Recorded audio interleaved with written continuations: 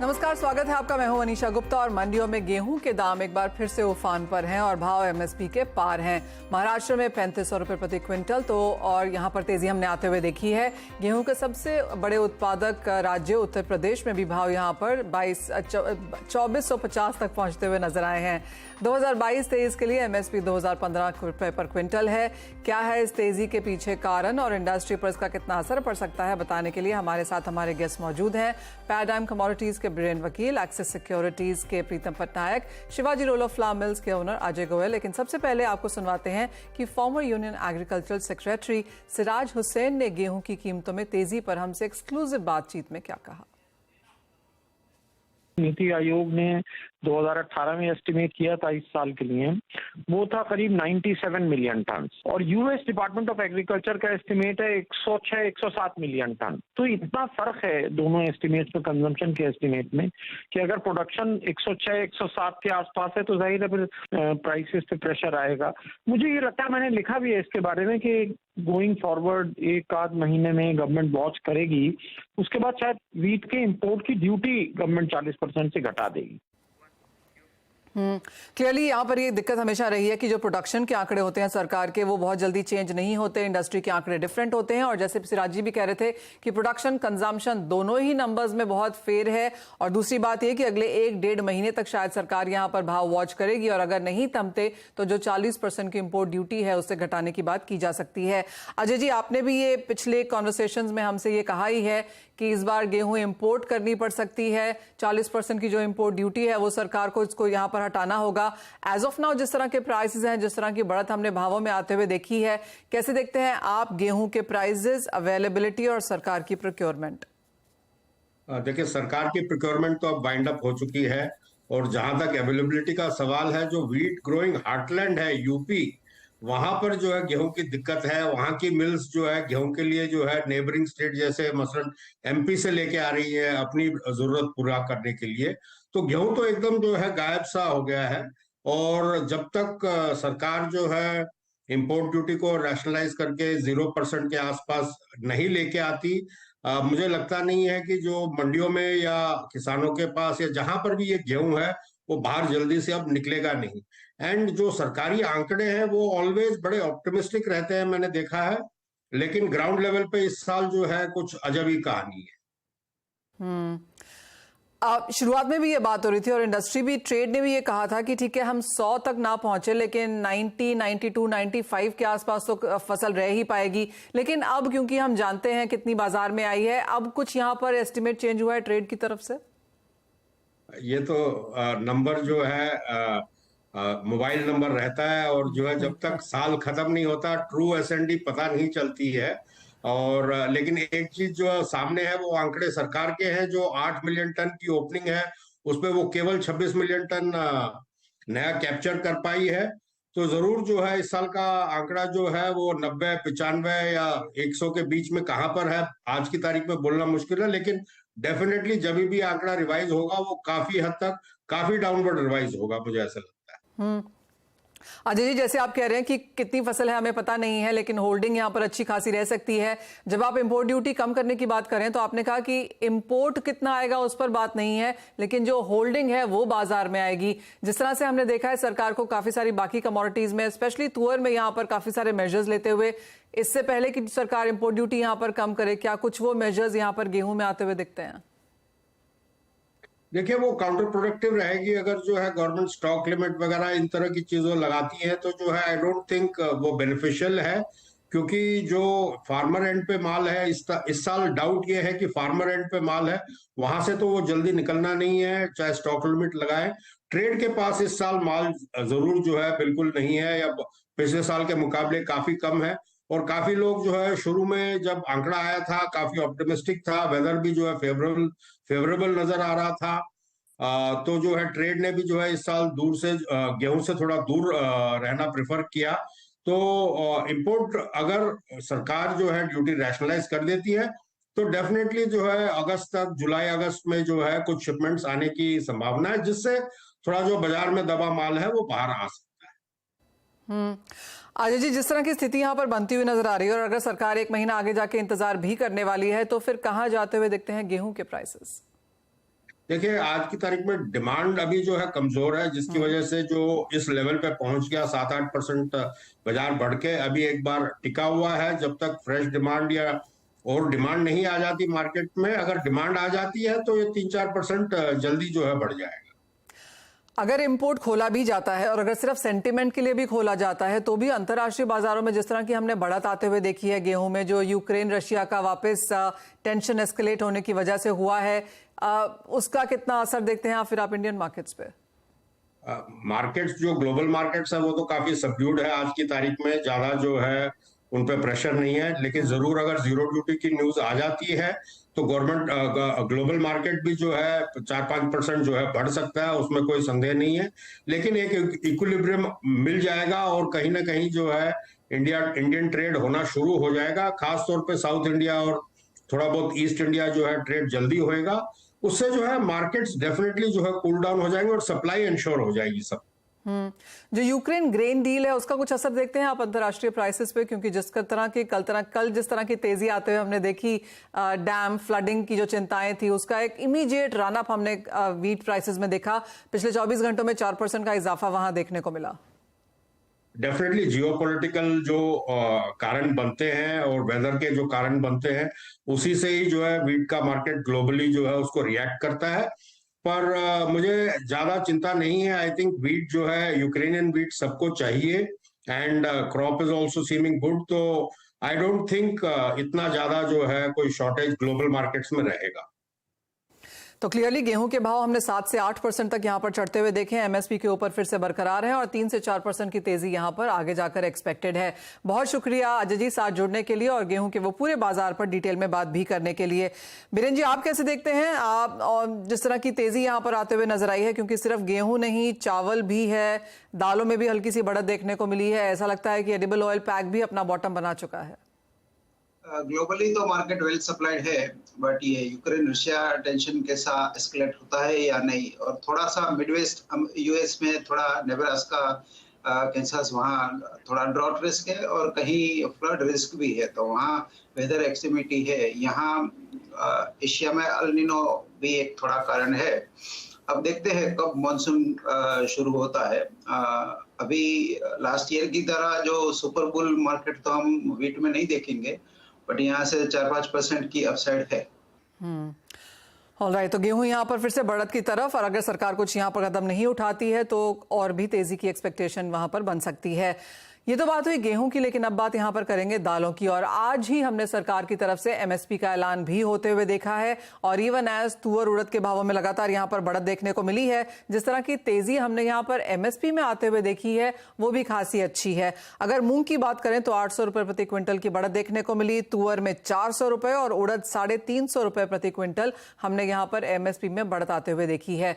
हमारे साथ सतीश उपाध्याय दलाल अब यहाँ पर फोन लाइन पर मौजूद है। सतीश जी नमस्कार। दालों में ऑफकोर्स भावों में तो बढ़त है ही और सरकार काफी सारे स्टेप्स भी उठाती रही है, लेकिन एमएसपी को लेकर अब आपकी क्या एक्सपेक्टेशन है? एमएसपी काफी कंफर्टेबल है, अच्छा बढ़ाया है, इससे फार्मर काफी एनकरेज होंगे। और कल आपने देखा कि 25% से अभी 100% उन्होंने पीएसएस का प्रोक्यूरमेंट का भी गवर्नमेंट ने परमिशन दिया है। तो बाजार फार्मर ज्यादा एनकरेज होंगे, ज्यादा एरियाज में पल्सेस स्विंग होगा। एमएसपी बढ़ा दिया है तो उससे और इंकरेजमेंट रहेगा और दाम अच्छे मिल रहे हैं। तो हमारा मानना है इस साल काफी अच्छा स्विंग होगा, तुअर में, उड़द में, मूंग में और फिर रबी में, मसूर में भी अच्छा स्विंग हो सकता है। जो हिसाब से गवर्नमेंट सपोर्ट कर रही है किसानों को और जो हिसाब से तो किसान के हिसाब से सोच रही है, तो ये अच्छा कदम है। Welcome story. सतीश जी, जैसे आपने कहा जो कल नोटिफिकेशन आया था प्रोक्योरमेंट की, जो यहाँ पर लिमिट हटा दी गई है, तो ओवरऑल लॉन्गर टर्म व्यू आप सरकार का किस तरफ से देखते हैं कि एमएसपी बढ़ा दिया है, बुआई ज्यादा हो, प्रोक्योर भी हम करेंगे, क्योंकि दालें ज्यादा सरकार प्रोक्योर करती नहीं है, प्रोक्योर बहुत ज्यादा कर भी नहीं पाती है, क्योंकि वो बहुत कितना ही प्रोक्योर करेंगे, अगर 25% से ऊपर प्रोक्योर करें तो उतनी तो जगह भी उनके पास नहीं है। तो क्या आप ये ज्यादा सेंटिमेंट ड्रिवन देखते हैं? नहीं, इसका काफी दिनों से डिमांड था, काफी बार इसका चर्चा भी हो रहा था, क्योंकि आज गवर्नमेंट 10-15%, 20 लाख 25 लाख डाल लेती है, वो पूरा एमएसपी का जो डेफिनेशन है वो फुलफिल नहीं होता था, किसानों को माल बेचना पड़ता था। गवर्नमेंट ने अच्छा रैशनल डिसीजन लिया है, ये गारंटी दी है किसान को कि अब आप पल्सेस लगाइए और आपका पल्सेस सारा गवर्नमेंट लेगी। तो एक ये अच्छा स्टेप है। और जो अपने सोच रहे थे कि अपन सेल्फ सफिशिएंट नहीं हो पा रहे, तो this is one of the reason, ये एक हेल्प करेगा और पल्सेस ज्यादा ग्रोइंग होने में। एक अच्छा स्टेप है और मुझे लगता है कि इस बार पल्सेस में काफी अच्छा इंडिया का सोइंग आउटपुट आएगा। अभी अल नीनो का सिर्फ इफेक्ट देखना है, इससे क्या कम ज्यादा होता है, बट फिर भी जैसा पल्सेस को कम बारिश में भी काम चलता है, तो हम लोग को ऑप्टिमिस्टिक लग रहा है। अभी थोड़ा मानसून लेट हुआ है, उसका थोड़ा कंसर्न है। अभी बता रहे हैं कि 8-10 दिन में केरला पहुंच जाएगा, तो थोड़ा सा लेट जरूर होगा इस बार पल्सेस में, ऐसा लग रहा है। ऑलराइट सतीश जी, साथ ही साथ तुअर की अगर यहाँ पर बात करें तो सरकार की तरफ से काफी सारे मेजर्स हमने आते हुए देखे, उसके बावजूद भी, और मुझे याद है कि ये कॉन्वर्सेशन हुई थी 90 रुपए से शुरू, 95 पे रादर 85 से शुरू हुई थी, और उसके बाद 90 भी आया, 100 भी आया, 120 भी आया, अब 140 की भी बातें यहाँ पर की जा रही हैं। तो क्लियरली जो सरकार के मेजर्स हमने आते हुए देखे हैं, उसका कोई बहुत असर ट्रेड पर, कारोबार पर या प्राइसेस पे नहीं पड़ा। ऐसा था मनीषा जी, ये जब सरकार ने अभी स्टॉक लिमिट लगाई थी, उस टाइम सारा ट्रेड का या डीलर्स का ऐसा मानना था कि सरकार काफी स्ट्रिक्ट है और स्टॉक लिमिट में बिल्कुल रिलैक्सेशन नहीं देगी। लेकिन जैसे ही गवर्नमेंट ने स्टॉक लिमिट लगाई, बाजार बढ़ना चालू हो गया, क्योंकि एक जो डर था ट्रेडर का या मिलर्स के दिमाग से निकल गया। 200 टन का लिमिट दिया है ट्रेडर को, तो जिस ट्रेडर के पास में 100 टन 125 टन था, उसने और माल खरीद लिया, यार अभी अपनी 200 टन तो रख सकते हैं, अब तो गवर्नमेंट का डर नहीं है। ऐसे ही मिलर को 25% ऑफ एनुअल क्रशिंग कैपेसिटी दिया है।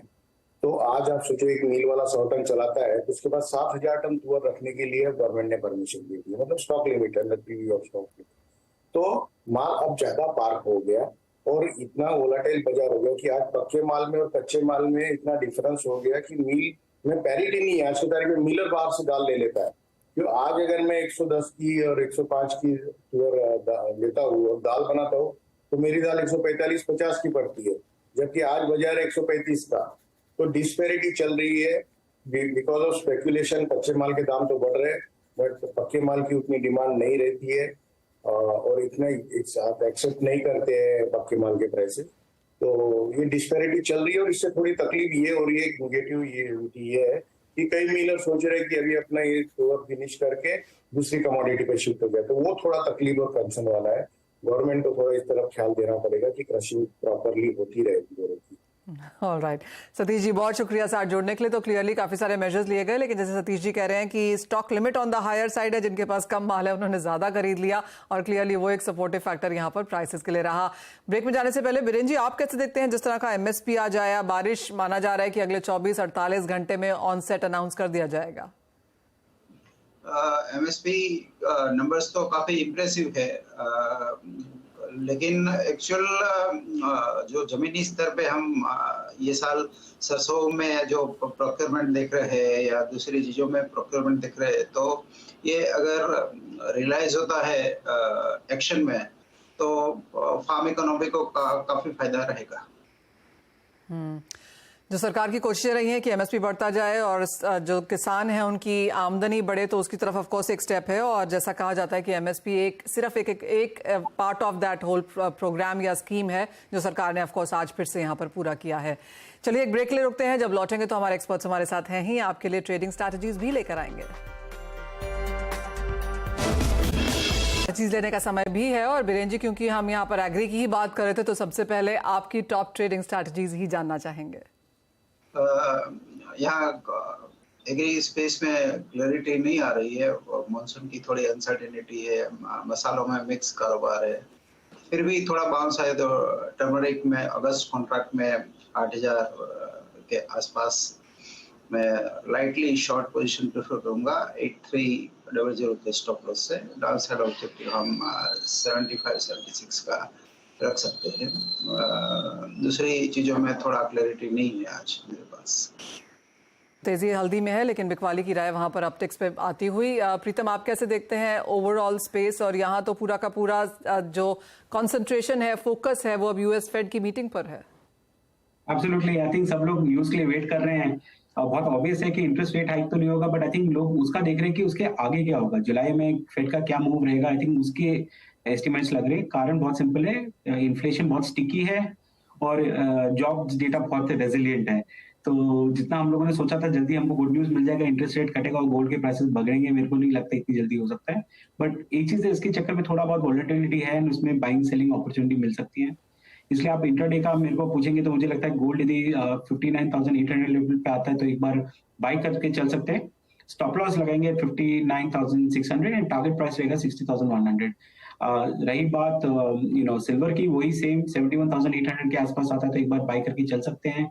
स्टॉप लॉस लगाएंगे 71,300 और फर्स्ट टारगेट रहेगा 72,400। वो ब्रीच करके जाता है तो 72,600 का भी लेवल आ सकता है इंट्राडे बेसिस पे।